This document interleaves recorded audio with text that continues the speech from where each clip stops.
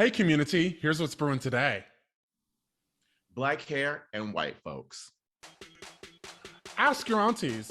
I'm coming out. Ooh, and Halloween 2022. So get your cups ready for Minoritea Report.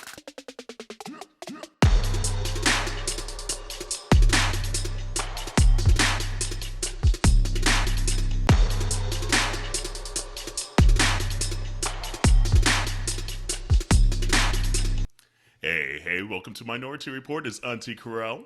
It's Auntie Jarrell. And it's Auntie Landon. Hey, because Auntie Dewan mourning his grandmother over in England. Stop. He had to go visit the grave site. We did talk about that on the 23andMe too. Right. And if y'all didn't catch that, community, you need to go look at that 23andMe. I forget the name of that episode. I forget what it was too. It was back in February though. Somewhere around there where Dewan found out his DNA results. Oh, you know what? We did not we've been looking at our favorite episodes of the year. That might need to be in there because that shit was funny. That was funny. But hopefully, community, you're doing well. Thank you, Landon, for filling in again. Yeah, before I forget, I have to call something out or celebrate something. Today is Kerel and Corey's anniversary. Yes. Anniversary. I know. I felt bad because I was like, damn. Because this week is just crazy at work. So, tonight we're recording on our anniversary. And then tomorrow night, I have a work dinner, et cetera, et cetera. So, and then there's sales meeting. Tomorrow, even at work, I got to be there by 7 o'clock. It's insane. So I was just like, dang, he going to be feeling his, you going to be feeling some kind of way. But well, I got a work dinner and we got to record the podcast. So what I took a half day yesterday and we kind of because it's hard for us to just tour even our city the same, just because our days off are separate days. Yeah. And, so I took a half day yesterday, and it was gorgeous out. And so we kind of just toured the city, went to places that we haven't even been to yet in Philadelphia, and kind of just walked around. Found this little cute little Middle Eastern kind of bakery restaurant for lunch and stuff like that. So it was cute. So yeah, so we're good terms. And so even today, I came home from work, and I was like, "What are we doing for dinner?" Because usually on his days off, at least one of the days, he's cooking something. And I came in, I was like, oh shit, I thought our anniversary, at least he was going to cook a little something. It was nothing. It was crickets. And he's like, oh yeah. He's like, one of our friends, he was like, yeah, we're going to go to the movies. I was like, dang, on our anniversary, he going to the movies with another band. But then I'm like, shit, I'm about to go talk to two other men myself. Right. And then you're out here playing Monica. Right when we came on. Right when we came on. That was the Instagram. So nah. But I think I'm happy in good anniversary. graces. Yeah. Let me tell you, boo. Corey's post cracked me up. But you know what? The part that also cracked me up was the 60 unread messages in the screenshot. I said, if I can't be bothered is a picture. It's a human being and a picture. I said goals. Literally, that sounds about right. And he'd be like, oh, I ain't get no text. I'm like, girl, you probably got a text. You just don't be caring. He just don't be caring sometimes. Not even in a bad way. He just be in his own world. It's out of sight, out of mind. Literally. So I know I saw that too. But then I was like, dang, he gonna put all my business out there. I was like, did you see her face? And I was talking about Madonna. Have you seen that latest that TikTok? Instagram? Girl, I literally had to go and Google search, and I was like, was that Madonna? Because I was not ready. Because Corey loves him some Madonna. Because that was his era.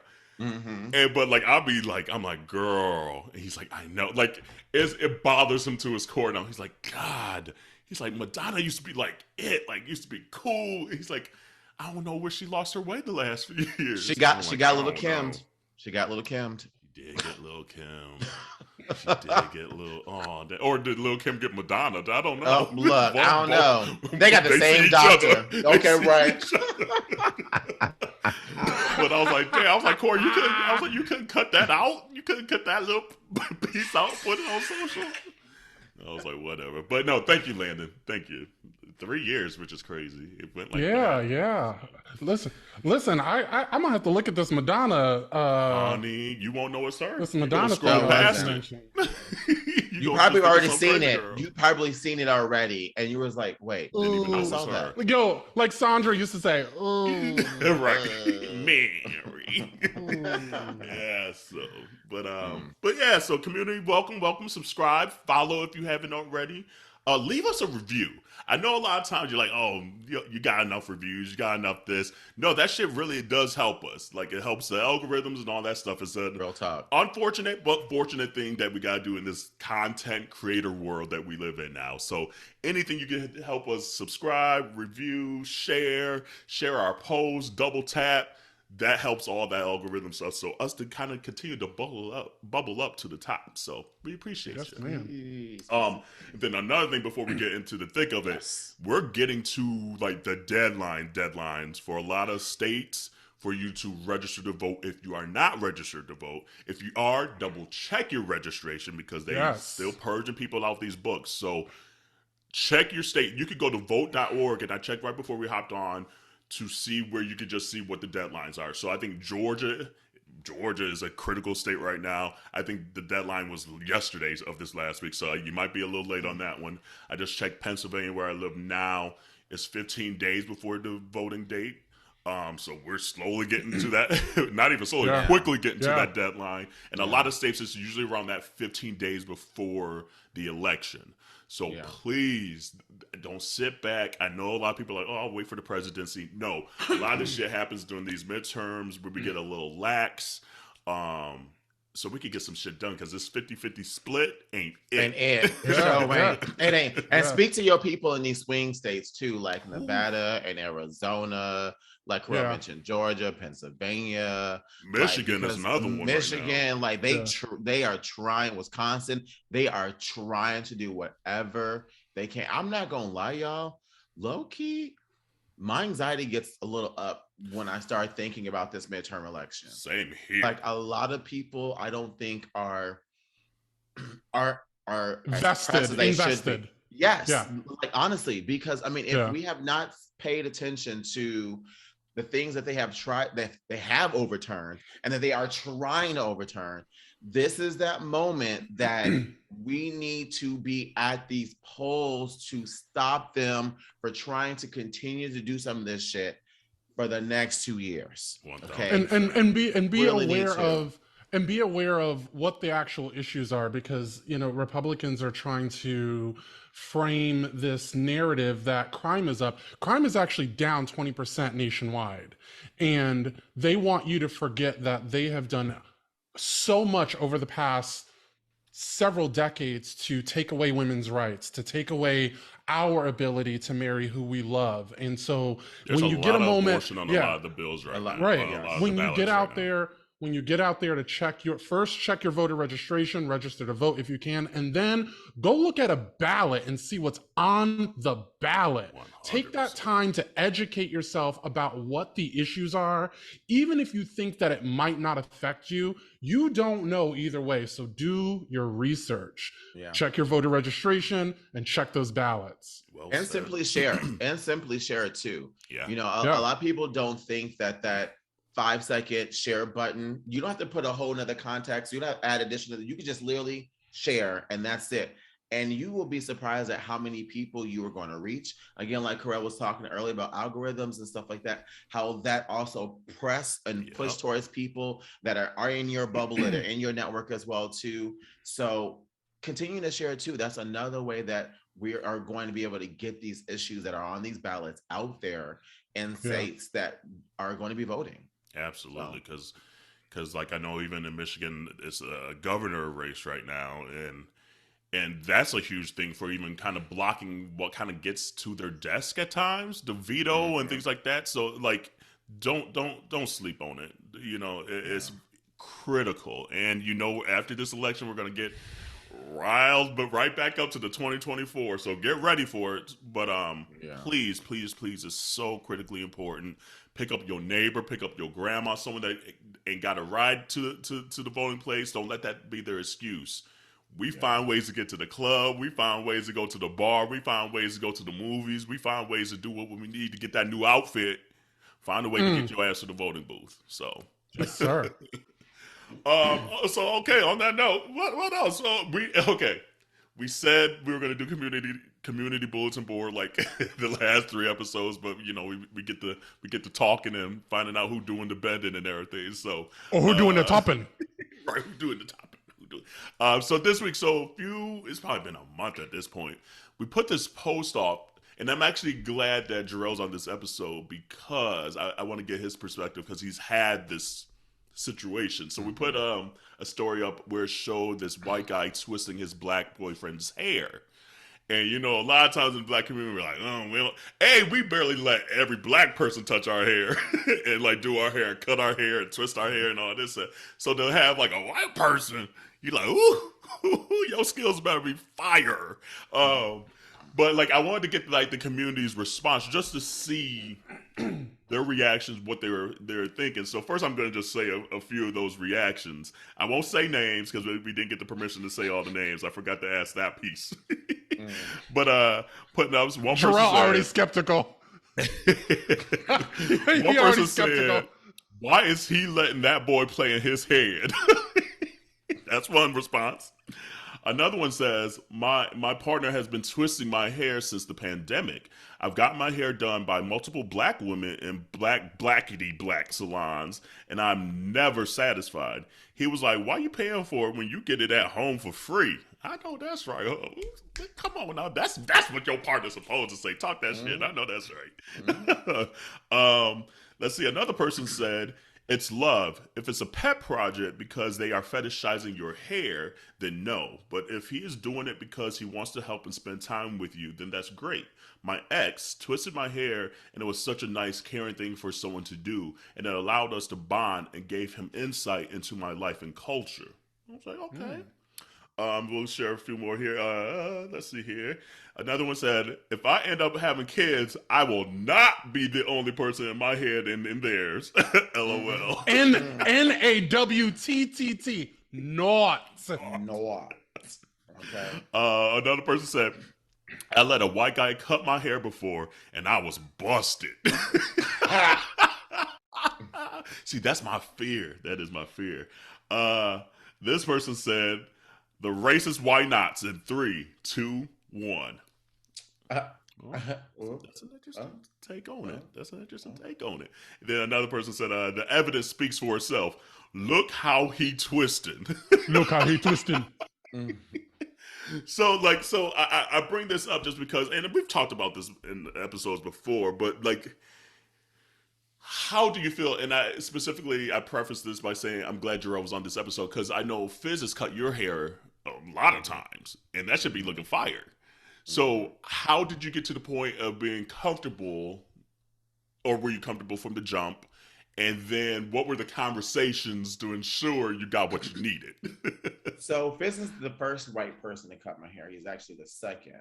Okay. So the first time it happened, my friend Mikey, who y'all met when we went to LA for lunch. Yeah.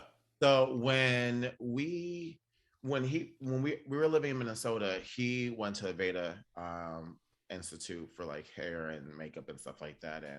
And there he was like, they don't teach people, like teach us how to cut black hair. Like, and when it comes to black women hair, we only use the dolls. Like that was it. And I was like, well, I know you're trying to go to LA, and I'll be damned if I send my bestie out here not knowing how to cut, black people hair. Yeah. Because that's one of the reasons why we also just kind of stick to our own, because didn't no one ever really give a fuck about, our heads and the way that we want to cut them. So I actually grew my hair out a couple times, and I just let them, like I taught them, I was like, all right, this is how you braid hair. All right, this is how you cut. We like with guards, like I would do. That's a friend.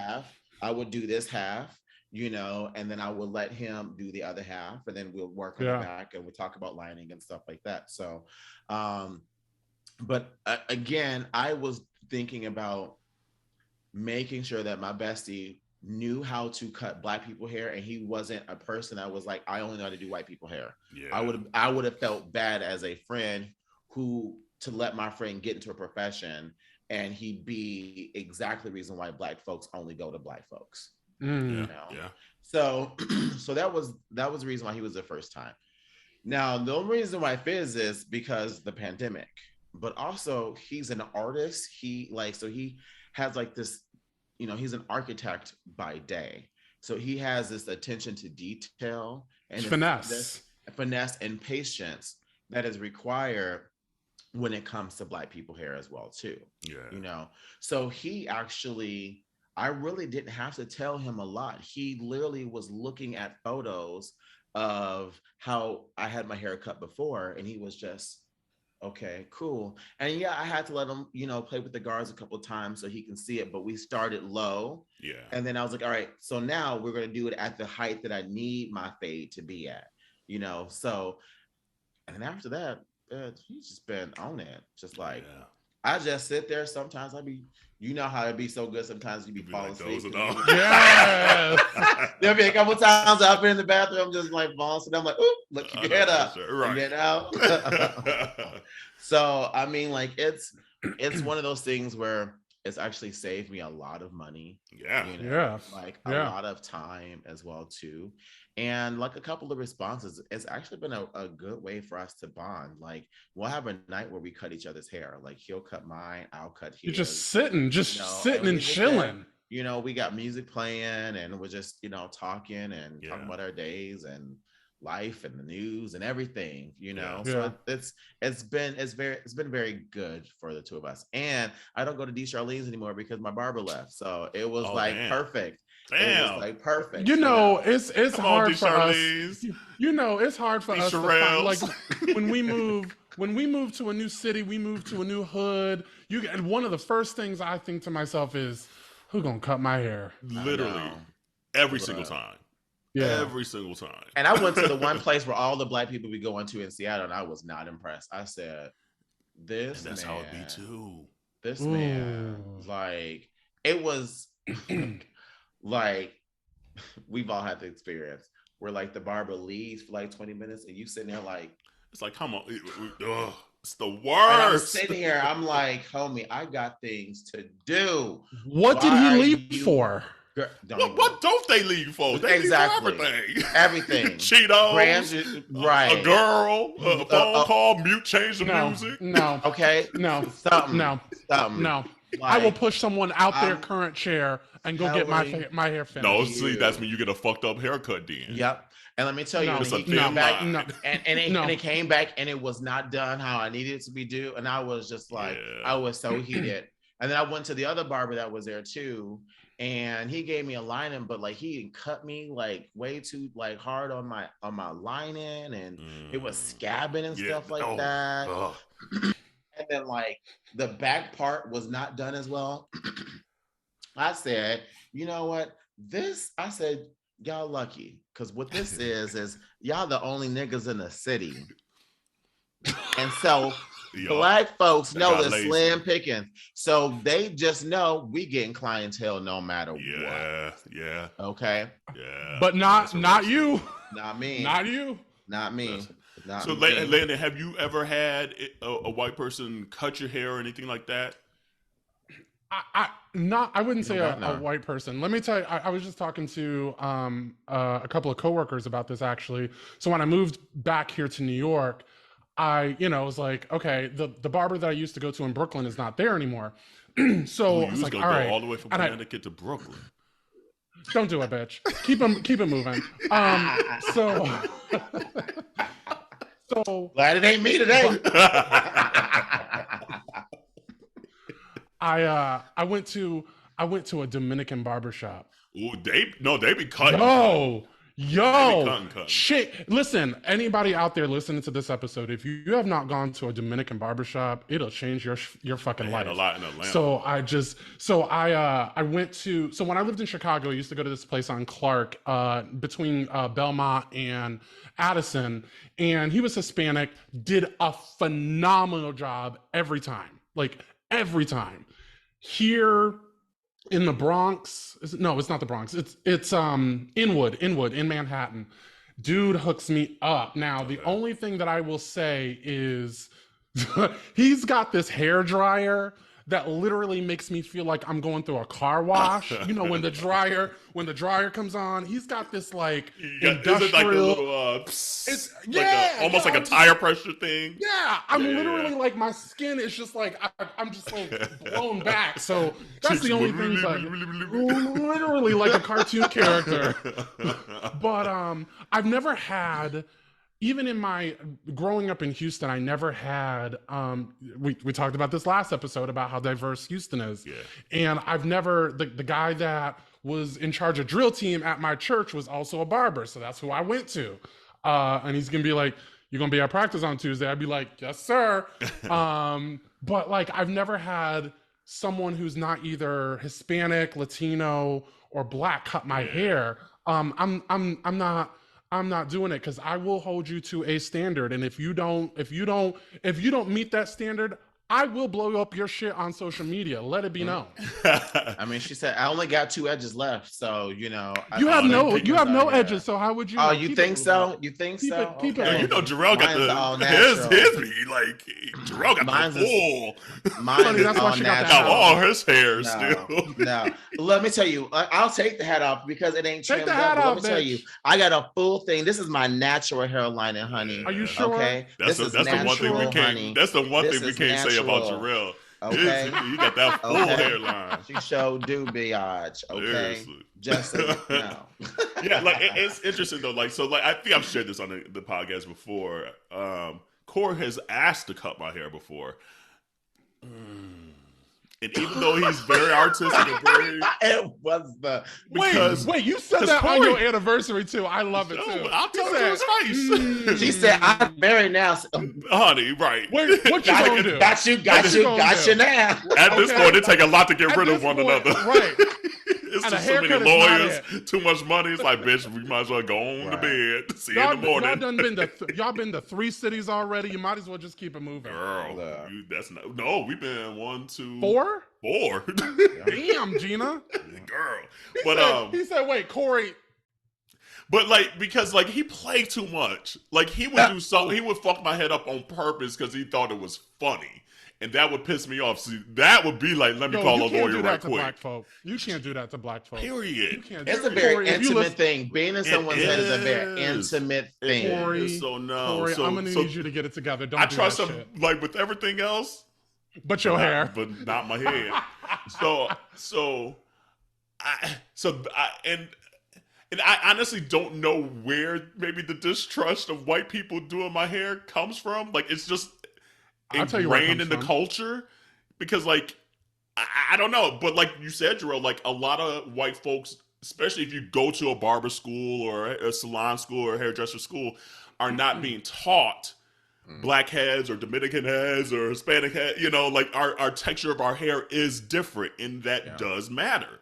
And so I don't trust it. And so like you said, like once you move cities, trying to find a barber is a whole thing. And luckily, like moving to Philly, I was able to find one. But like I was scrolling through Insta, I was going through the Style Seek app, and it takes a moment. And it's been interesting being here because like in Atlanta, I had a gay barber all the way up to maybe the last 6 months that I was there. Then I switched barbers.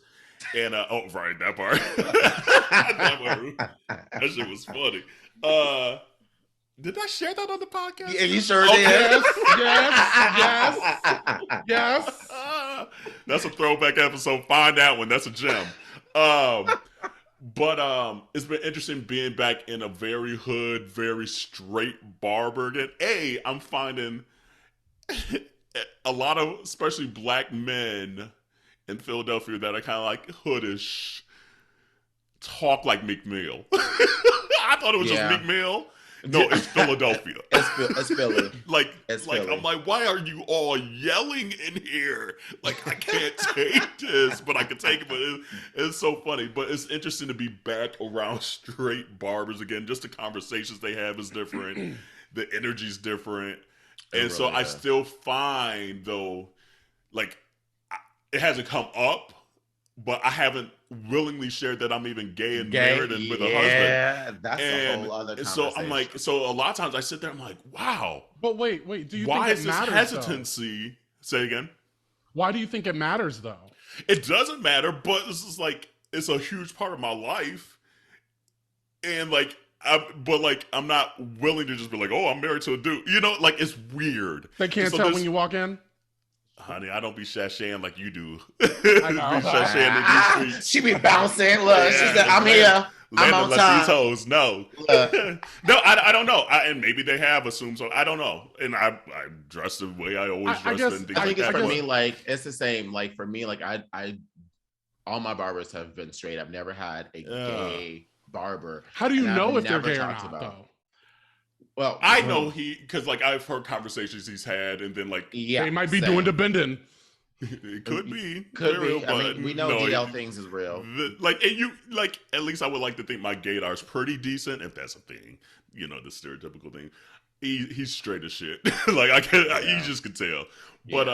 But I say that to say it's just interesting to be back in that environment again. And it's kind of fun in a way because there's a part of the Black culture that I hadn't been a part of in a while that I'm like, oh yeah, shit, that is fire. But there's also the misogyny that you hear and things like that where you're just like, we still got some work to do as a culture and a community. But all that to say though, I still don't know if I would feel... I haven't met the white person yet that I would feel comfortable to be playing in my head.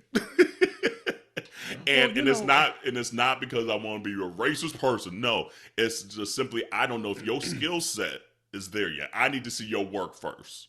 Mm-hmm. Show me your Insta. Show me your portfolio. Show your work. And then if I look at your pictures and everything, and it has a diverse clientele, that I ain't gonna be numero uno that you testing on. Look on their Instagram. Okay. Look on their Instagram. So, but no. So it's just interesting to see the wide range. But I agree, especially if it's your partner and they're willing to twist your hair like that. That's getting your hair twisted is a lot of money. Yeah. So if they are willing to be patient, willing to learn, willing to put that time in, and willing to help you out at the end, it's the intent of it. Here for it. I have no issues with it. I just ain't gonna let my man play in my head. I just love even when you like have conversations with white folks and you talk about perms and they'd be like, wait, a perm doesn't curl your hair? I'm like, nah, nigga. It's like, we know it's a relaxer, but we say perm, ho.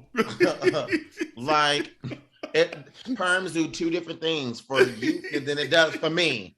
Right. Like, it does. Bye. Exactly. So nope, you ain't twisting my hair based on that conversation. Right. Educate yourself. Right. So that was a cool little response for the community. So we'll continue to do stuff like that. There's just a lot of conversations we have in the DMs that we ask permission to be able to share, and so we'll continue to kind of do this segment here throughout the time of Minority Report. So, what else is there? I put on here too. It was funny the other day, even though a lot of times on this podcast I say my age, like in the moment, I guess I can remember it. But there's other times where I honestly be thinking I'm 35, 34. Like, I'm like, how old am I? Like, oh shit. Like, it's a lot of times when you gotta like type it somewhere, right? And I'm like, wait, hold on. Damn, I'm 38. When that happen? It's like shit. So do y'all remember y'all ages all the time, or you don't think about it that much either? Oh yeah.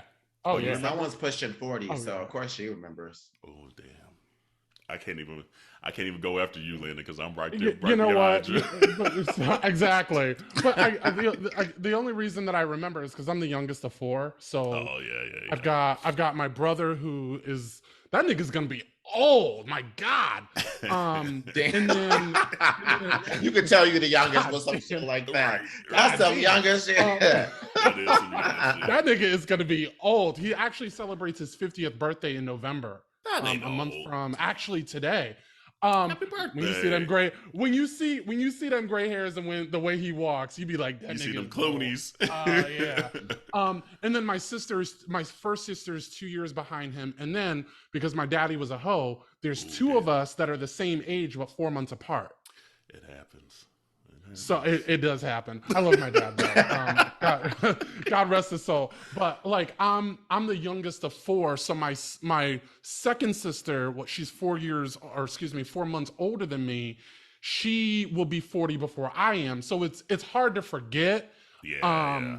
But I know I'd be bouncing around like a Power Ranger in these fitness classes. Let me tell you something. This left knee this left knee be like, are we getting the Epsom salt tonight? Dang. And it feels like, damn, like I used to be able to bounce around like a Power Ranger and Spider-Man when I was 30 teaching, and now I'd be like, you know what? I'm just gonna coach this part. I'm gonna just coach this part. I'm not gonna do it. Yeah, exactly. Just Elizabeth. But I don't forget my age. Also, with so much happening in the world, some people have a thing about getting older, and I am thankful to get older every single fucking day, because I know that there are some days where some people don't wake up. There are some people that don't wake up. So for me, when bitches like Jarrell want to tease about me turning 40, Damn, what? You said bitches with a heartbeat. All right.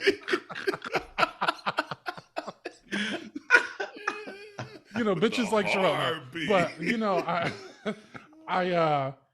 I'm thankful to be 39, to be doing what I'm doing, and sometimes I have to honor my health and my body. But for the most part, I'm proud to be 39. Do you feel but do you look it though? Oh damn! I that sure was gonna don't. be my next That's question. my point, bitch. And no, you don't, bitch. I'll show these Oh, okay, it was a good moment. Okay, it was a good moment. It was a good moment. It was a good moment. Cause she over there talking about her knee, and I'm like, bitch, the way you be bouncing on your Instagram story, I'd be like, look, let me tell you, this is the one time I'm gonna give you another compliment, but I'd be like, damn, I need to be like that. Oh. Thank you. Thank you. Right. Thank you. It's like, I guess. Because bitch. Jarrell said, because listen, Jarrell's so ready when he's about to give me a compliment, I don't know what it's gonna be. So I'd be like, right. I'd be like, what is it gonna be? She be doing the little Kim dance. Right. Yeah.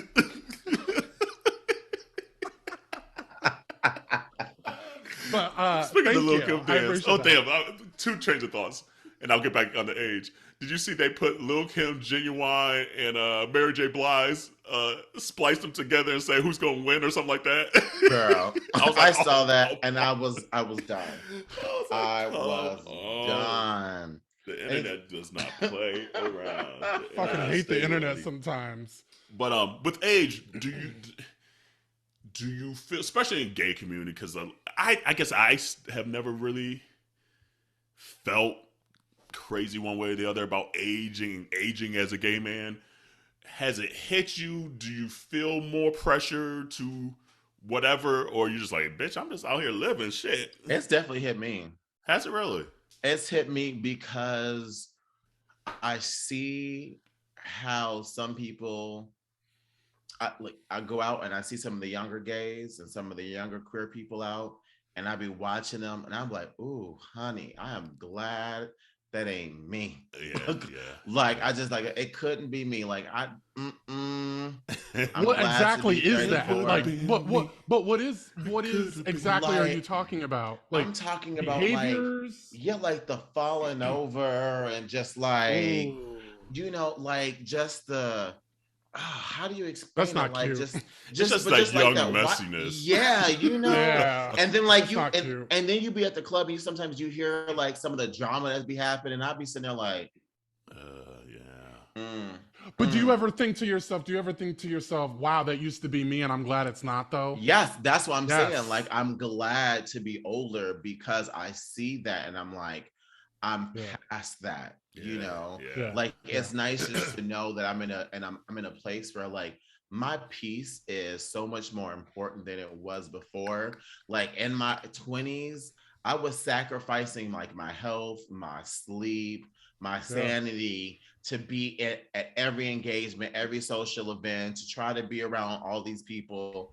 And I realized I was giving up my time and energy in places I shouldn't have. So I was giving up my bed. And now I'm in a place where I'm like, nope, it's a no for me. Yeah.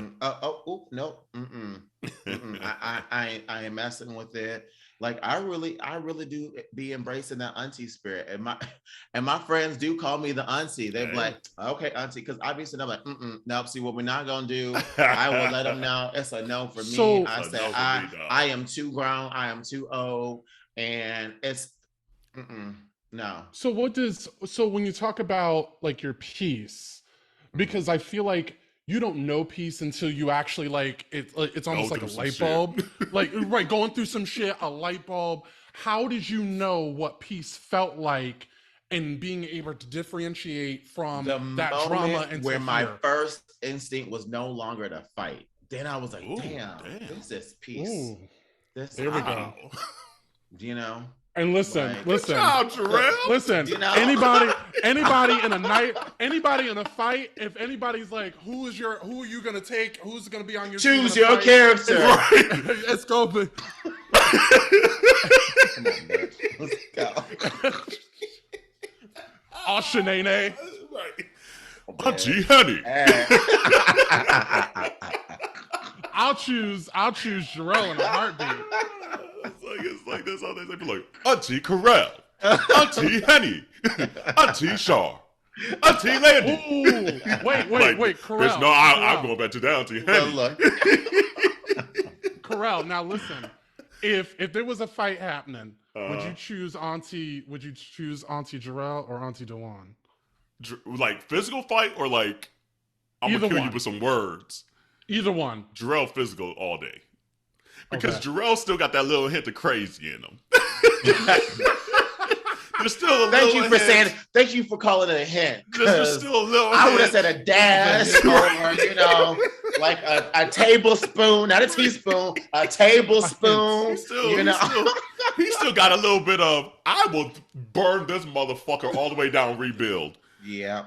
Dewan is at the point where he's like, bitch, I ain't rebuilding, but I will like cuss your ass out, hurt you with these words where you don't even know what the fuck just happened to you. Jarrell's still gonna fight. Physically. Yeah. It might not, like he said, it might not be his initial instinct as much anymore. But if it get too far along, this is that little hint. This is the true transformation. I'll just say it entirely. So it's my plan B. It's no longer plan A. Plan A is to piss you off so much with words that you want me to give you plan B. Right. Right. So it's there. But it's just not my go-to option. Yeah. I got things to lose. No, actually, no, I don't. But I got children. There's a hint. No. He's still justifying in his head. Yeah. Like, he's like, ooh, you know what? I still might beat your ass and still come out of it unscathed. I'll be all right. I'll figure it out. Yeah. It'll be all right. Be all right. Came in this world with nothing. I'll leave this world with nothing. Yeah, Henny. And honestly, I'm trying to think out of like all our friend group. Maybe even like people don't even know on the podcast. Jarrell might be number one. I am the fighter. I want to be your second choice. I'm your second choice. See, I don't know if you're gonna throw hands. You might be playing C or D for throwing hands. No. Oh, no, damn. I'll throw some. Really, I was gonna say I can't. I'd be ready to. I know. Let me tell you something. I know you ain't gonna be quiet. I know I would hear Landon. No. I know Landon will be right. Listen, I will be the Kelly to your Beyonce, and I'll be ready to fight. Bitch, I know that's right. Let me tell you something. Back in 2012, these three guys tried to carjack me in Houston, and I broke this dude's nose. Ooh. And when the cops got him, they were like, "Is this dude? Is this the dude?" I was like, "Yes, it was." And the cop starts laughing, and I'm like, "Why are you fucking laughing?" He's like, "We're gonna have to take these dudes to the hospital first." And that's how I knew. Listen, I'm from the hood. You might get your licks in, but let me tell you something. I'm gonna win. I'm gonna lick you right back. Okay. Yeah. That's okay. It's a real story whenever there's a car involved. Because I remember this one dude tried to run me over with a car, and then the bitch had the nerve of thing to get out the car. I said, "You got out the one thing that was saving your ass." And I was like, "Listen, I'll get on top of that shit." I'm gonna beat your ass. And I thought about stealing his car, but I was like, damn, you know what? You don't want to be the one going to jail, though. Right. Exactly. That's Right. why I didn't. That's why I Right. didn't. That's why I did. See, that's why I still put Henny first, because the thought came through. You didn't think about, like, let me run this motherfucker over, nothing like that. That's where that hint still come through. Auntie Henny, and let me tell you, I know there's another, and I don't want to say their name. In community, we just having like insider talk now. Y'all just privy like to our friend group right now. But another Houstonite would like turn up, like, Yeah. because he still got a little. Yeah. He's still like, yeah. You piss him off the wrong way, it's gonna be some craziness too. See, I'm just like, fighting is not my natural. Like, you ain't about to punk me though. Let's get all the way to. Wait, I thought you said pump at first. I was like, punk me. Okay, Yeah. But okay. I have other tool sets that will make your life Think hard. twice. Think twice. Period. Yeah. Like, you ain't gonna outsmart me. You ain't gonna outdo me. You will feel the wrath. Yeah. Physically isn't just like my first natural instinct. However,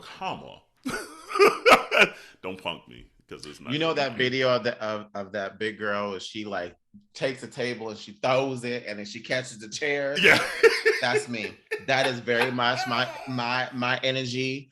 I will literally take a table and be like, whack, bitch, and literally there's no in between. There's no, oh, you hit me with your hands, so I should hit you with your hands. No, bitch, you hit me, You and I end the you. situation. Like, Listen. I'm at an age where I'm not gonna start no shit, but I will be the one to finish it. Yeah. Know that shit right now. Damn, I don't even know how we got on this. I was just talking about how old. Now we talking about fighting. Because the question was, how did you know? How did you know? Oh, that's right. Found that You piece. said with my first. Yeah. We can find That's that. how. Kerel, what about you? What about you? What do you like? Do you think about your age and like, do you forget it? That's what I'm saying. That's how it came up. Like, I be forgetting. Like, I literally still feel, and I'm sure everybody at some point kind of be like, damn, I forget. If you said I was 21, I'd be like, okay, I'm 21. Like, it's not what I thought this age would be. Like, I don't know what I thought it'd be, but it's not this. Like, I still feel young and whatever. But honestly, like, it gets to a point too that you just don't say your age that often. That when you say, you're like, damn, wait, hold on, when did 38 happen? When? Yeah. Houseway. So that's how it be. I'm just like, damn, when that happened. I always find myself calling myself Fizz's age, even in that 4-month difference. Mm-hmm. Like, I was calling myself 35, I'm 34, but Fizz and I are 8 months apart. Yeah. And I always just say how old he is, that's what I Yeah. say how old I am. And then I'm like, oh wait, no. And part of it too might be like, even my younger brother, like, I'll remember how old he is, and then I'm like, wait, I'm not that age? And there's like 7 years between he and I. So for him to be 31, I'm like, ain't I 31? Then I'm like, wow, damn, I didn't realize I'm pushing 40. I didn't realize it was a 7-year difference. Yeah. So like, a lot of times it's when I hear his age, I realize, oh, hold on. That means I must be a little older, you know? Yeah. Because I still feel 31. Like, Yeah. 30s have gone like this. It's insane. So yeah. But especially in the gay world, like, and this will kind of get to our Ask Yo Aunteas question here. And actually, you know what? Let's take a quick little tea break and we'll bridge over to I just that. wanted to say one more thing. I relate to you with you in that when you talk about your brother. Yeah. My youngest brother just turned 16 literally a week ago. Yeah. And Happy birthday. That hit me. And I was like, wait, if he's 16, there's no way I am in my 20s. Like, it just like erased like the math ain't mathing. Girl. Okay. Yeah. It really ain't. It's bizarre. It's bizarre. But luckily, again, like in gay years, I don't feel whatever this gay years that a lot of people feel, like this midlife crisis shit. I'm ready to be a daddy. Ooh. I ain't gonna lie. You know what? I finally got my first gray hair over here. Like, I just noticed it like 2-3 weeks ago. I was like, damn. I was like, okay, I made it this long without, like, I'm not graying up or nothing. Yeah. And I was like, ooh. I was like, y'all ain't gonna be able to tell me shit when I get to daddy status. I got six gray hairs. Ooh, she six counted. gray hairs. So, So that's Fizz's hobby. That's his hobby. He Sometimes he will literally check me. That's another reason why he like cut my hair, because he'd be like, ooh, found another one. check it. So wait, when you just said that, I was like, oh, my bitch ass friend wants to be a daddy. And then you was talking about gray hair. I was like, No. We know you. No. I didn't bring up the gray hair. Kerel brought up the gray hair. I didn't bring up the gray hair when it came to being a daddy. Okay, I just want to be all this thickness, and get older. Let me tell you. Yes. Now where I am right now, like that's all I see right now. I see me a fine daddy. I'd be like, yeah. There was a spot, there was a spot one at the Rite Aid here in Philly. This black man, he probably was in his 50s. He had this crispy gray beard. This man's skin was so smooth. He was fine as shit. I was like, this man could get it right here in this damn Rite Aid. I took a, I'll be sticking yeah. I sent it to my husband. I was like, this man? I'm about to, we might not make it to 3. We might not make it to 3. No, let me tell you, there is something about a gray-haired man that just wow. See, that's why like Corey hates his gray. And forever he would like especially early on in the relationship, he would like shave his face. And like I like if there's one consistent thing I like on dudes, it's probably like a beard or some scruff or whatever. And he hated, especially as gray as he was starting to get. But then he started getting compliments from everybody besides me. And so now he'd be like, oh yeah, so he's done kept that beard. That's the kombucha girl be like, right. People start complimenting. He's like, oh shit, hold on. Maybe I do like it. That's the same thing I said to Fizz. I said, dude, you don't know. I was like, you have a head full of hair. And it's like this beautiful salt and pepper. Yeah. And it's thick. I said, just imagine it all. This is gonna be daddy status. He really is, and he'd be like, and he's getting thick. Like I told him, I was like, okay, Fizz, you getting thick. I was like, he's like, thank you. And I hear his voice. I hear his voice. Thank you. I'd be looking at him. I said, play with he's gonna be daddy status. I said, come up missing.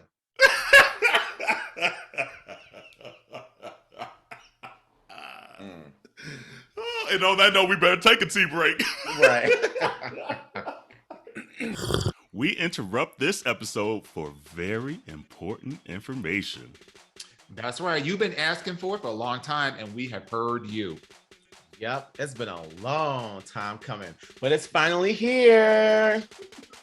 Yo Aunteas got merch! Hey! That's right. You know what? We got tees, we got long tees, we got sweatshirts, we got fanny packs, there's just a whole gamut of stuff out there. So go and check that out. We are so appreciative of your love and support, and we are so excited to launch it. Girl, where can we find it at? Ma'am, they can head right over to minorityReport.com to check out the selection. That's right. That's MINORITEA report.com. Woo! I'm about to go get me some myself. All right, ladies. What time is it? Ask your auntie.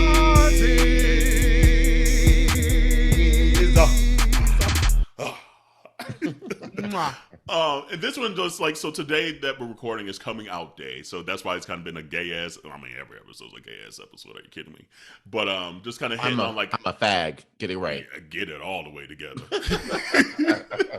Dicks, ass, right. Dicks, ass, ass, skinny, dicks, and ass. And so in honor of coming out day, even though this is going to come out the week after it occurred, the question is, and this is one that I just came up today, which is like, hey aunties, hey us, what are you proud about now that you would be excited to tell your younger self, that either when you were still in the closet or whatever it may be? What, like, as of today, October 11th that we're recording this, October, it'll be the 17th that this episode comes out of 2022. what are you proud about as your gay self now that it would be dope to, if you had a time travel machine to go tell your younger self? Damn. Right. Mm. It doesn't even have to Honestly, be something that deep. It could be. honestly, I really don't know, just because I'm still on my journey to discovering my most authentic self. Mm-hmm. And so I don't have something really big to say, but I will say, like, because I've been doing therapy for the last year and a half, I've been uncovering like childhood trauma and stuff like that that's been really carrying with me. I think the only thing I would do would go back to my younger self and just say, you know, it's okay that there will be people who are in your family and your life that will dim your light or smother your flame because they are not equipped to understand who you are in your youth. And you carry that around with you for some years, afraid that other people may do the same thing to you. So you Mm-hmm. tend to be a people pleaser just so no one feels like they need to do that for you. And at the end of the day, it doesn't matter what other people really say. And forgive those people who don't accept you for who you are. You just have to continue to believe and see yourself, and that is going to go a long ways, because that's been a very common thing the last few months in my sessions, is unpacking a lot of that childhood trauma of, you know, adults not showing up for me the way they should have when I was a queer kid, and certain things happening to me in my life that I carried along with me throughout my years, feeling ashamed of, you know. Mm-hmm. And I have to remember that I was a child and there were adults who had the responsibility to teach me and to show me, and they chose not to. Yeah, And yeah, that is what matters the most. And as a child, you only know so much, yeah. you know. So Hmm. yeah, that's what I would tell my younger self. Landed.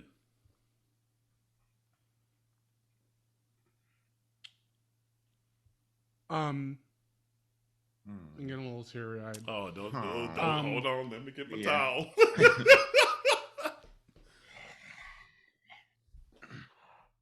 I wish I could go back and tell that 8-year old, that 16-year old, that 17-year old, that 19-year old me that I didn't have the hope that I have now. Granted, made a lot of we've made a lot of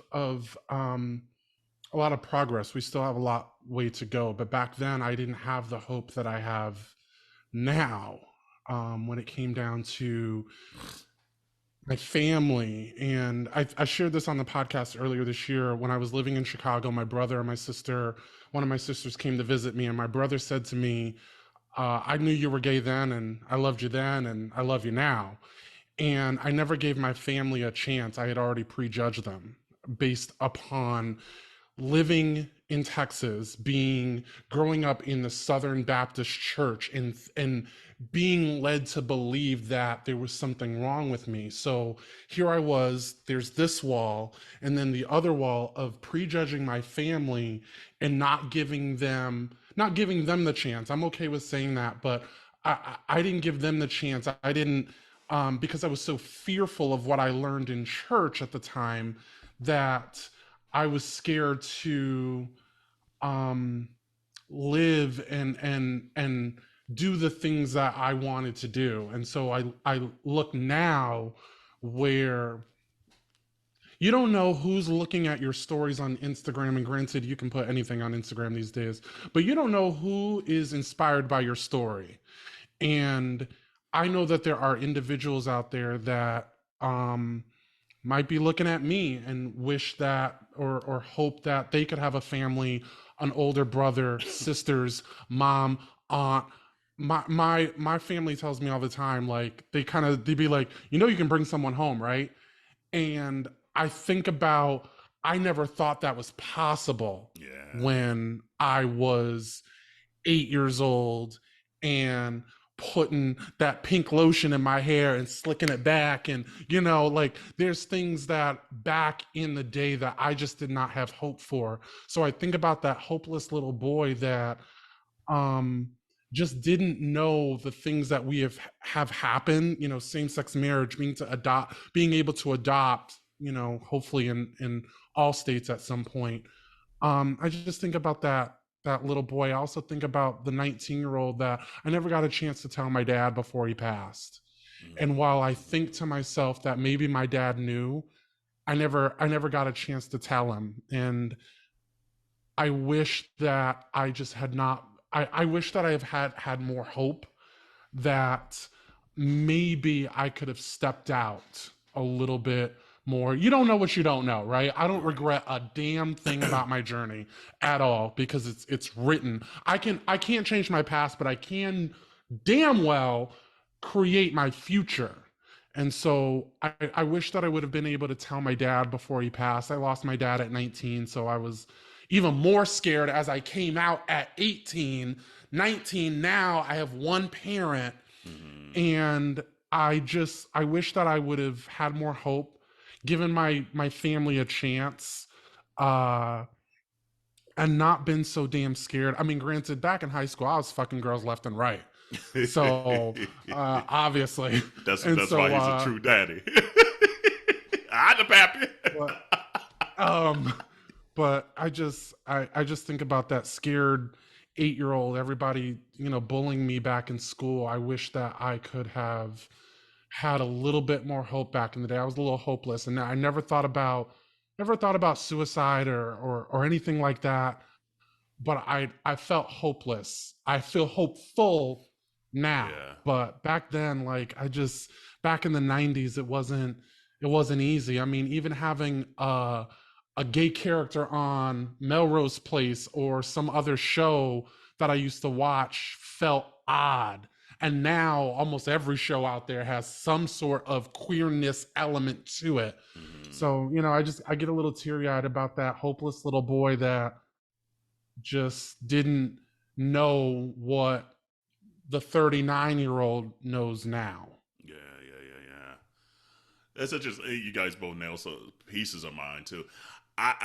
If I had a time machine to go back and kind of tell my younger self, and maybe that I would be surprised to hear then, is that I'm finally being able to tap into the greatness that I always knew was there, that I was scared to tap into because it was going to reveal my total self. I always, the one thing my parents did a very good job with was instilling in us that we're great. So I believed it my entire life, but I hindered myself because of other just little cues that you hear about being gay and stuff like that. That I was like, dang, I can't be all the way great though because X, Y, Z. And so that's the one thing now and it's going to be a life journey, because there's still times I find myself stopping myself. Yeah. Because it's just like something you've built up. Like it was your armor to protect yourself. And so, but like, there's times that now I'm like, I can do what I want to do. Like, I've had these skill sets, I've had this talent, I've had this, and it's been years for me not to be able to tap into that, because like, you want to be humble and things like that. But no, I'm proud of myself. And it's taken me 38 years to finally say that shit. And to do some shit that like I truly feel like I've been placed on earth to give, because I feel like everyone has skill sets and greatness that you are specifically here to give the world, and a lot of times life gets in the way and it prevents you, But I think my 16-year-old self, my 12-year-old self would be like, damn, hold on, you on a podcast and you talking about gay shit every week, and you wearing wigs every week, and you go on to this gay bar, and you got a husband? Like, bitch, you married? Like, houseway and on your anniversary, the people that you did not give the benefit of the doubt to come out to publicly like that are the ones wishing you happy anniversary. The same people at the church, the one that use, the church director and musician, like that would boggle my mind back then, and it still does. And it's allowed me to slowly but surely take off some of these walls that I've built over time and really allow my true self to come out and get to what I need to instill on this earth. And that's fucking incredible to me. I'm not all the way there yet because there's still times where I'm like, okay, hold on. Okay. Like, I'm scared. I'm scared that this person's going to judge me or this, whatever it is. And have to remind myself, give folks the benefit of the doubt to either prove you right or prove you wrong. That's it. And then you can make the move you need to move afterwards. And a lot of folks, thank God. Oh, is this going to make me boo-hoo? Oh, stop. Hold on. A lot of folks mean well. They might not do well sometimes. They might not say well because they're still working on their journey too, And so to give them that benefit of doubt doesn't mean you have to keep them in your circle all the time because it might disturb your peace and what you need to do. But I've found that most folks actually kind of try to mean well, and it just takes a little nudging maybe from a gay person or whomever to have them finally have the courage to unveil the shit they dealing with and be like, hold on, like, okay, Kerel got married to a dude, so what? Like, I care for him. I da-da-da-da-da, whatever it may be. So that's what I would tell myself. So for those that are like, struggling or coming out to it. Like they say it gets better. It gets better. You got to do the work still. There's still going to be hurdles. The road is a roller coaster. It ain't a straight line. But it's, neither are we. Period. But it's shock yourself. Have the bravery to shock yourself. And again, there might be some hiccups. There's not even might. There's going to be. But just have the courage and the courage to shock yourself. So I think my 16-year-old self would be like, "Damn, okay, Negro, you did it. Shit, like I think you might like." And I think my 16-year-old dreamt this a little bit, just didn't know how to do it. Like especially sometimes that young, you don't have the words, you don't have the tool set yet, and sometimes you just have to have life happen to start gaining little tools, gaining little. And that's kind of like what we were talking about earlier about age. A lot of the things that we are telling our younger selves is because things happen over time and we learn these things over time. Yeah. And that's one of the great things about getting older is that we learn. Well, some people don't. Some got to keep learning. Some people don't. Some people are still in the same lesson. I'm talking about like super seniors, okay? Like super duper seniors. Look, okay. But like hearing like y'all stories and then just thinking about mine, like as much as I want to go back and tell my younger self this, I feel like if I did, it would change so much of where I am today that I almost would not want to. I would not wish a lot of the things that I've been through in my life on other people, but I am very grateful for the experiences that I've been through because I've gained some things and some knowledge that some people don't have. Yeah. And that some people can't begin to understand. But it truly has made me who I am today and put me in the places that I am today. Yeah. Absolutely. And I think about like the podcast and how we started this 3 years ago and like how like this was a catalyst that also helped me figure out my most authentic self.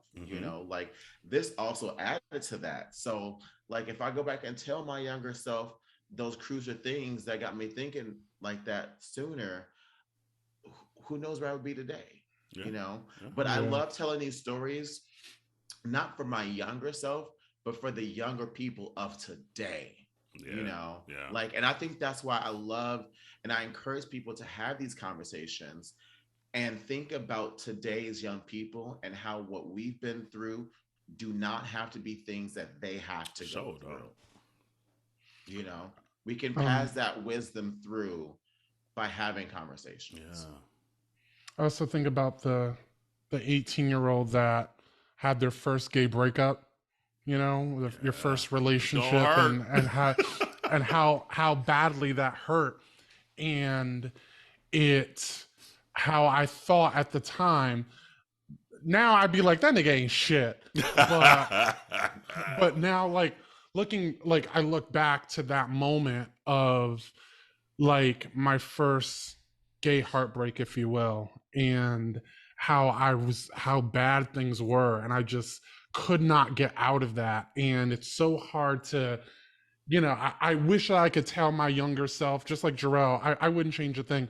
I wish I could go back and tell my younger self it's gonna be okay.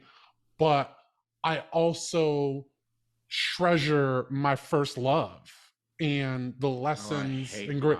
Fuck that nigga. Like I said, that nigga ain't shit. I would happily stump out his windshield again, like I did back then. Choose your character. Damn. I would say the one thing too, like, kiss that boy. Kiss him. Like, obviously, like, not the straight ones and the ones that you have a crush on that's straight, then they ain't gonna end well. Because there's a lot of those. There's a lot of those. But just like that gay friend, maybe, obviously ask permission, but like, don't chicken out. Like, that's one thing I wish. Like, I wish I enjoyed my college experiences and things like that, but I even wish I was out in college, because it's just something that you got to go through at that age, you know, that even to this day that I sometimes feel like I missed out on a little bit, you know. Yeah. That I look back at some of these kids that are out there going, I'm like, dang, I really enjoyed college, but I really would have enjoyed. I was at this little high school sporting event, and watching these two boys walk together holding hands. Oh, I started to tear up. And it was like this high school event, and and they were just holding hands. One was leaning, and while they were walking, the other one was texting. And I was just like, "Oh, that's so cute!" Right? It was just, I completely agree. I didn't have that. Honestly, in high school, I didn't have that either. But seeing it now and seeing the younger generation be so much more comfortable with who they are, it warms my heart. 1000%. It really does. 1000%. It really does. So again, on this coming out day, like and it's funny, I love that Corey and I's anniversary is on this day. We didn't plan it that way. We were originally supposed to be yesterday, but then that's the summer that bitches was dying. So it kind of delayed the wedding by a day. That sounds so harsh. The people truly were dying in Dominican Republic, et cetera, et cetera. But I say that to say I'm glad that every year it's on coming out day, because it does mean a lot to me to finally feel comfortable. It doesn't mean like every day is 100% comfortable. There's still triggers. There's still things I'm working through. But for those still struggling to come out, you'll know when you need to. Yeah. But things do get better with age. Things get better with wisdom. Things get better with experience. So come out. Do it in a setting that you feel comfortable. And if you don't feel like your environment is comfortable, DM us. Like, say the gay shit you need to say in the DMs to us and things like that. Like, because don't hold yourself and your greatness hostage. Because the world needs your distinctness, your particular greatness. And that's the one thing that once I came out, it opened up a part of me that I kept hidden. And there's another part of my greatness that is allowed to shine now, that someone, I don't know who, is inspired by it, needed to hear and see and experience. And to stop that from occurring is sad. So we need your distinct greatness. Whoever's hearing this, I don't know who's hearing this. We need your distinct greatness. You're here for a purpose. We need that. So, continue to see your DMs. Why can't I say this anymore? Girl, I don't even know. Continue to send your Ask Your Aunties questions to aya@minoritetyreport.com or DM us. I just need to slow down. That's what it is. My brain be going a mile a minute. You were so passionate. That's right, how it was. Right. Right. So I know we're at the end of the show here. This stuff going on in Ukraine, I feel terrible. This is wild. I, hang in there, like, and it's scary. It's just getting scary because, like, oh boy, we got another oh boy that's Russian that's speaking reckless about what he wants to do and threatening to do and trying to annex areas, that like don't belong to Russia. And the fact that we are continuing as a country, we United States and the world really are allowing this to happen. Like there's only so much money that you can throw at a problem. We whether and I'm not saying, for us to enter an armed conflict, but there's so much shit going on. Like we're just throwing money and weapons at this. Like what else are we doing? And I feel like whatever we are doing is not enough. Yeah, well, when you got him threatening to use nuclear as an option and stuff like that, you have to be very cautious because the moment that happens, we see the history books. We know what happens. Fight crazy with crazy. Right, exactly. So, we got nuclear. So it's one we of those still can things, do more. We still need to do more. I absolutely agree. But again, when you have such a crazy ass person who has no problem going that crazy, like Kerel said, fighting crazy with crazy ain't the answer. And speaking as someone who's crazy, let me tell you. Can we get that as a clip, please? Can we get that as a clip? We'll save that for later. It just honestly, it truly isn't, because I'm afraid of the moment we try and he says, "Oh, you tested me. Well, here you go." And I think about that states and cities that are about to be affected here in the US where my people live at. And I honestly am just like, nope, I absolutely, nah. This might be the one time I need to go back to small town America. Listen, honey. Okay. I'm like, I don't move to the East Coast. I'm too close to New York. Girl. Okay. I'm in Connecticut, so I'm all right. You're right. You be all right. I'm coming up where you at. I'll be all right. But yeah, so I know, I agree. I want us to do more, but it's going to have to be the slow game. Unfortunately, it's going to have to be the slow game, and it's going to have to be very, thoughtful, because you don't want to give him any excuse to go to the extreme that far. Yeah, and so Ukrainians, I mean, it sucks because it's their homeland. Like, so it's like we talk about the slow game. The houses are getting bombed, schools are getting bombed, so people are dying, and there's like, how slow do we need to go? Because literally, I'm losing family members and things like that, and that's right. A scary, sad thing, and it's just like, I don't know, I don't know the right answer, and it just sucks that there's still folks in this world that want to just be crazy for the ego's sake. Because, like, I honestly don't know what else this war is over except ego. Except you want some land, you think you own that land, it's not yours no more, Playboy. It wasn't yours ever. It hasn't been exactly. for so years, like, a long time. But it's also, too, like the thought of how this could affect other countries. 1,000%. Like I mentioned before, like I really didn't think much. I said I really didn't think much. I was aware and I paid attention to the war of Ukraine, but I wasn't thinking about, like, for instance, Fiz's home country, Kosovo, and how they had to fight for their independence. And the European Union still doesn't recognize them. But, Serbia is allies with Russia. And Russia winning could potentially inspire, encourage them to try to do something and start something again with them as well, too. We're seeing with China and Taiwan, and like it's scary. It's scary. So Ukrainian listeners, we're thinking of you. If this gives you, like, similar to like we said last week, if this just gives you a moment of reprieve, a moment of laughter, a moment of whatever you need to be, of hope, 1,000, the audacity of hope, so be it. But hang in there. If there's stuff where we could donate, like I don't know all the donations. What can we do? Let us know. We'll post it. So community members, if you know of just good organizations that, like, it gives food, it gives money that needs to get there, whatever, clothing, let us know, and we'll definitely share that out. And then obviously we know there's other just places in the world that are continuing to have wars and things like that. So this is not just trying to say one's better than the other, worse than the other, whatever it is don't want to compare traumas. Right. But at least for today, just seeing the news before we hopped on, I'm like, damn, like this shit is crazy right now. So those affected by Ian, we're thinking of you as well. Puerto Rico, we're still thinking of you. There's just a lot going on, so stay strong. What else? We're out of here. Hour 10 in. Yeah, I think we kind of hit it. What are y'all doing for Halloween? Nothing.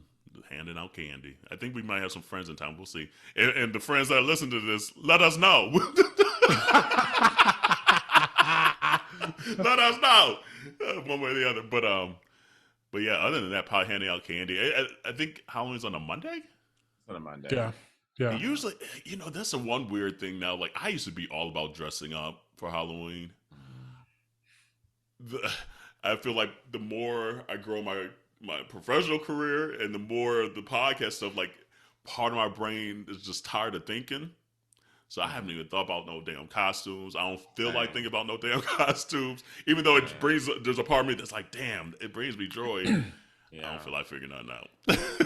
I don't know. I wanted to do something this year, but then now it's already October. I'm like, fuck. I don't got it in. So you me. got 2 But weeks. I mean, like the day before Halloween, I came up with that Kim K outfit idea literally at the store in that moment. There you go. Who knows? Maybe I'll just go into a store and be like, oh, there it is. There it is. That's my idea. I'm gonna put it together. Those are always the best ones too. Yeah. What about you, Landon? I think my building is doing something for Halloween, so it'll be nice to because before when I lived in Chicago, it wasn't really a place where kids could do trick-or-treating. Here in this building, the complex I live in, we can, the way that it's built. So it'll be fun to kind of do that. It's been a while since I've done that at the health club I work at. Won't say which one, but we're doing a Halloween thing. All over the socials. I know, that's all you need, really. Like what you hide. Especially, right? Fucking Lifetime, that's all. Right, Yeah, I might as well just put it out there at Lifetime. We'll be doing some Halloween things. I'll be dressing up as an 80s fitness instructor with my blonde ambition wig, teaching this advanced step class, honey. You don't want this. So I'm really excited. I'm really excited. That blonde wig. Wig weekend. You love that blonde wig, girl. Wig weekend back in Palm Springs was it. I stopped at the wig store the other day and I was like, okay, Kerel, get out of here. You don't need no more wigs. I've yet to do a wig episode with y'all. I've got to do a wig episode. That's true. We haven't done one in a while. We'll probably do a wig episode for Halloween. There you go. There we go. We are doing something. There we go. There we go. There it is. We did it, Joe. We did it. No, Corey is excited about this Halloween because the neighbors said like all the kids, like this is a big trick-or-treating neighborhood, and he missed that from Dallas days. Atlanta wasn't like that really, because like in East Atlanta they had something in the village, so all the kids went up there. So every year he'd just be so sad and pouting like, oh, no one's trick-or-treating. Oh, he gets to bring out my fog machine. He tested it the other day. He's like, yes, it works still. We don't need anybody setting off no fire alarms this year. So no, he's excited about that. So I'm sure we'll hand out a shit ton of candy, but I don't know if we'll dress up. So I tell my sisters that we gonna throw all the candy away. We're gonna throw all the kids' candy away. And we are going to then go and buy the discount candy from the store and then refill their bags, because I want people who are parents, especially of young children, to be aware of that these drug traffickers are lacing candy with fentanyl, and that there has been thousands and thousands of pills from both the West Coast, now recently on the East Coast, that has been picked up, that there are candy that looks like, not candy, they're fentanyl that looks like candy. And it is like 10 times stronger than heroin and all sorts of stuff. Like, so man, why folks fucking up candy? Like, come on now. For real. You know what Niecy Nash said? What's that? White folks is crazy. White folks is crazy.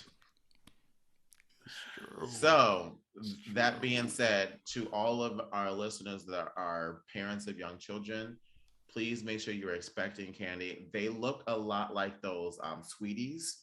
Okay. Yeah. But they like those look Smarties. Yeah, those Smarties. Thank you, those Smarties. But they're more like cube shaped. Okay. So pay attention. Like if you see those bright pastel colors and they look dusty, it's a chop. It's a chop. Okay. Damn, and again, like remind yourself, too. you do individual wrap candy. You don't do anything that look like it could be rewrapped. Okay. So pay attention to your candy. All right. Fucking up candy. Yeah. Can't even have candy no more. Can't even have Halloween anymore. Damn. Like shit. It's like I can't be a hoe on Halloween and eat candy no more. You can still be a hoe on Halloween. You can still be a hoe on Halloween. You can still be a hoe on Halloween. Okay. Look. Get them booty shorts out. That was not part of the PSA. Okay. Right. I said candy. Candy. You can still be the snack. You can still be a hoe. You beat me to the punchline. And on that note, wash your hands, your legs, and your ass. See you next week, ho. Bye, y'all. Peace. You can still be a snack. I know that's right.